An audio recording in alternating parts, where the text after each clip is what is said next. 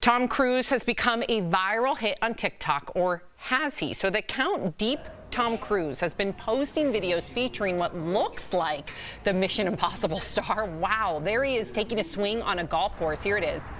In reality, the videos are likely deep fakes of the actor, which is when an image is digitally replaced on another person.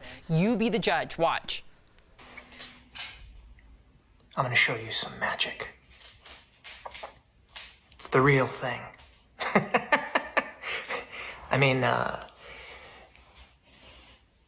it's all the real thing.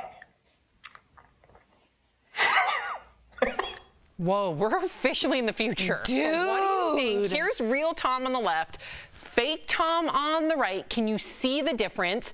That's crazy. This scares me. The technology today could set someone up for such a dangerous fall where what if you don't know? What if it's, I've always thought this, what if it's like the nuclear code situation? I'm not just saying this could send people to war.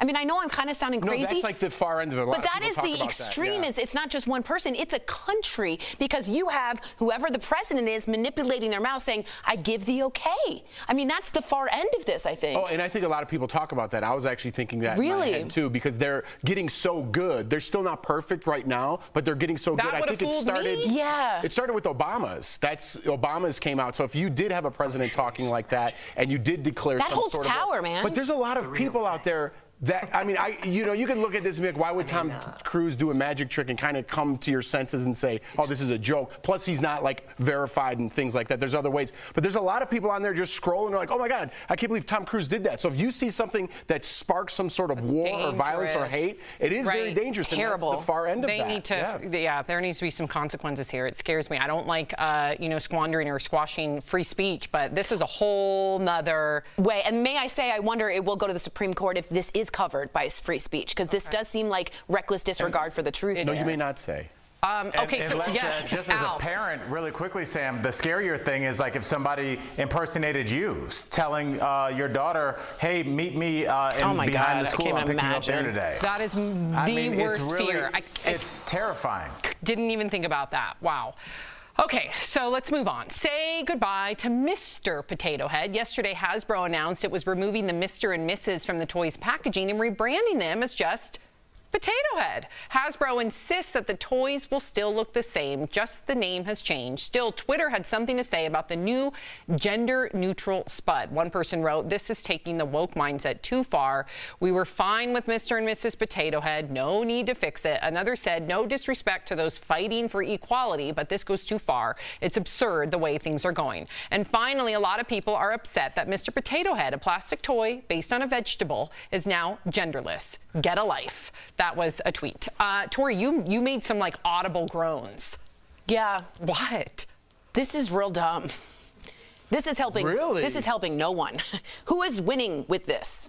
Zero people. You dilute the message. You make anyone who's trying to make this an actual stance for their daughter or son look stupid.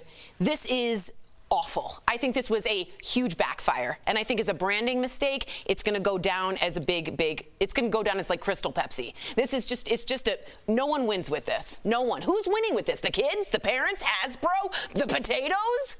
That was a great point, honestly. Until she brought up Crystal Pepsi. That was actually, I kind of liked it incorporated in there. It was a throwback. I got to be honest with you. I'm gonna be perfectly honest with you. And my boss is saying right here, I don't even know if I should say this.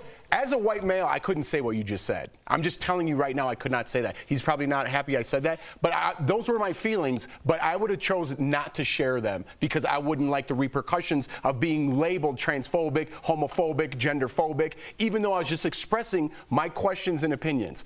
So I'm glad you said that because I think a lot of people out there feel the same way as you. But we're at a point now that it pushed so far that I'm almost scared with what words come out of my mouth to protect myself as well as my family. Al, what do you think? Do you feel the same way as Jeff? I think this is just a big ploy to get everybody to start talking about Mr. Potato Head. My kids don't even know what that is. Yeah, no one plays with Mr. Potato Head Nope. anymore. Nope. He is completely irrelevant, Nope. and he has been for a long time. That And is this is so- just a media marketing campaign to get Mr. Potato Head back Albert. trending again, because there would be no reason for. When was the last time you even saw one of those, Sam? Albert, I have 2 of them in my household. And let me tell you, every single Toy Story, and there's a new Toy Story almost every year. There's even now a series. Mr. Potato Head is part of that Toy Story cast. So Potato Head. He has no swag. He's all looks. He has no what are his views on anything? Potato I don't know Head anything about him except he can take his face off. He's a good husband. He's a faithful husband and a good legume. But I don't think he's a legume. What is a legume? He's a vegetable. It's That's a root bean. vegetable. He's not a legume. Okay.